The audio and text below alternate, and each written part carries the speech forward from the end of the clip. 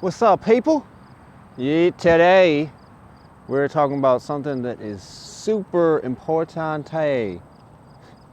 It is near-death experiences and the afterlife.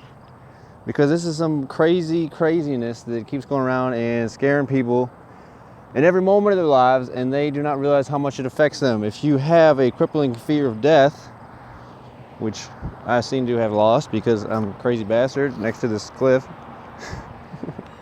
No, you don't lose your sense of injury or the need or want to live as much. But the main focus of today's discussion is the fact that you can physically and scientifically understand these things beyond all rational discussions that would dictate otherwise. They would say, no, these can't exist. They have no evidence on that side. There is no rational discussion for that. I mean, maybe if, I don't know, they did a collection of people that were unconscious and didn't experience anything, but it doesn't really prove there's no afterlife. It just kind of proves that sometimes when you're sleeping or you're dead, your brain isn't incapable of memorizing or experiencing the things that you would be doing with an outer body experience, such as an near-death experience. And the empirical evidence is the fact that they have so many different things, hundreds of thousands of rare occurrences that happen throughout people's lives, well, their deaths, that showed that there is their life after death, because they have evidence such as people escaping their body, looking down below, seeing everything that's going on around them in the operation room to the T when they're incapacitated and completely out, their eyes closed, and there's no actual way they could understand those things unless there's some super kind of existential perception of things when their heightened senses are coming up out of adrenaline. But that still wouldn't be able to identify every person's position, whether or not they were that person there and that person there at that certain time period. I also did one where they put posters and images on top of shelves, and while people were in outer body experiences, that when they were dead, they saw them and they could identify what that was. People also see their ancestors that they have never met before. How in the hell? You know, they said they've never even heard of them or seen them or an image or anything. And then their, their ancestors or their family tells them about the, oh wow, you may have met your great grandmother. That sounds exactly like her. And a lot of the experiences are quite euphoric. Well, I haven't experienced it myself, but there is a possibility of doing that. We'll get into it in a second. But the experience itself is that you can have these things where the body escapes, shoots through basically a beaming tunnel of force and shoots towards a certain point outside of their body, which kind of actually connects and makes sense, which sounds ridiculous, but it makes sense because, it sounds ridiculous because we don't experience these things usually in normal everyday life, unless you're doing a lot of lucid dreaming, which is another way of maybe experiencing something similar. Which is, where you basically just lay in a bed on your back and trying to stay awake till your body rushes out, and you can basically fly around in your dreams. But that's a little bit different. What we're going on is death. And that experience in itself, because it's very specific.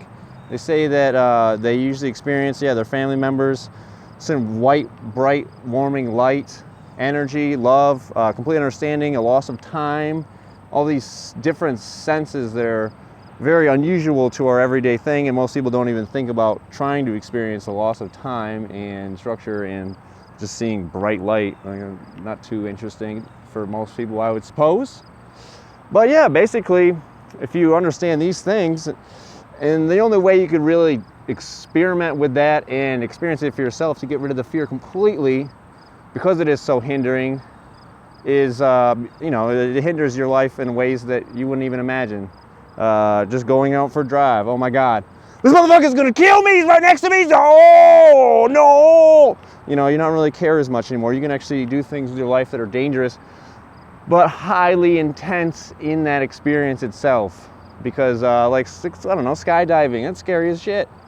depending on even if you are not afraid, as afraid. But if you're not as afraid, you're more likely to do it over and over, you know. And falling from that thing, a giant world, tens, thousands of miles up. No, they probably do it from, I don't know, no idea. I've never done it, 1,000 miles.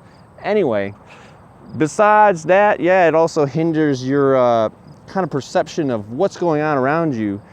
You know, you begin to have a very grim, dark view of the world. You think, oh, in every moment, if it doesn't go my way, it is fucking horrible.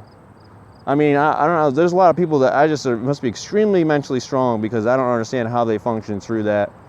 And it must be a realization for a lot of people, just to say, it's, you know, it's a fact. You know, like right now, I'm not banging 20 girls and having fun in Waikiki, you know, but it's an acknowledgement. I'm enjoying this moment because this is my reality right now, and it's beautiful.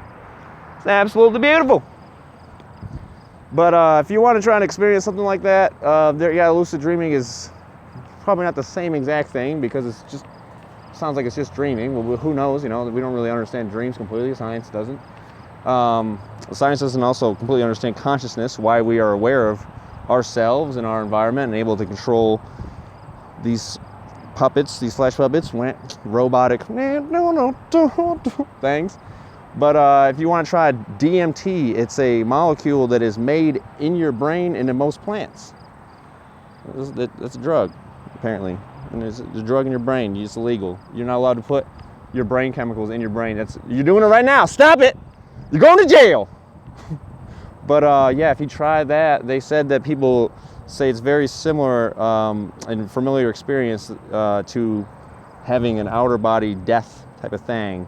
They say they go and rush through their body, feel their layers of humanity peeling off, and then they come to this other side of another universe, and it's another like dimension or some type of parallel thing where everything is made of light and energy, and you feel euphoric. You can't really feel pain at all, and you just feel great, which is amazing, which is, you know, I was talking about earlier, it's kind of tempting. Maybe people, you know, they commit suicide and we don't have to feel as bad because they're in a greater place and they just didn't like reality, had some brain damage. I don't know, you know, you don't have to feel so bad about people dying if it's just it's a beautiful thing. I mean, transition. I mean, obviously the little 10 to 15 or 30, 20 second thing before is probably not the best, in which case sucks, but not all the time. I bet you people just pass out in their sleep, or I don't know, maybe they're asphyxiated and adrenaline doesn't cause them to feel anything. And it just kind of feels great or whatever. I don't know. Never died, okay? I haven't died yet. Maybe I have. Maybe this is another reality. I died and I came back and this is it. And I'm trying to teach you guys about death. I don't know. I don't know what's going on. No, so yeah, take DMT. That'd be one way of trying to experience it, just because it's such an intense and surreal experience. It's very high in its own kind of description, and it just feels very real, realer than the reality that we're in now, because this is pretty freaking weird, honestly. Like, what is it, microorganisms growing in the ground and made plants, and there's chloroform, like billions of little cells and atoms, and this shit doesn't make any fucking sense, honestly. Like, just because like some scientist says that he understands some of it doesn't mean you cannot comprehend all of the universe. It's physically freaking impossible. I mean, look at it. This is stupid. And that's why this whole death thing starts to sound more realistic than this shit, because this shouldn't exist. If you just alter the physics of it a little bit, it's all gone, it disappears. Well, it doesn't disappear, but it becomes explosion, or a singularity, a suction of its own existence just into little pieces. So yeah, try that. Look it up, do research, watch God or DMT Spirit Molecule and near-death experiences online. Thank you very much. I love you.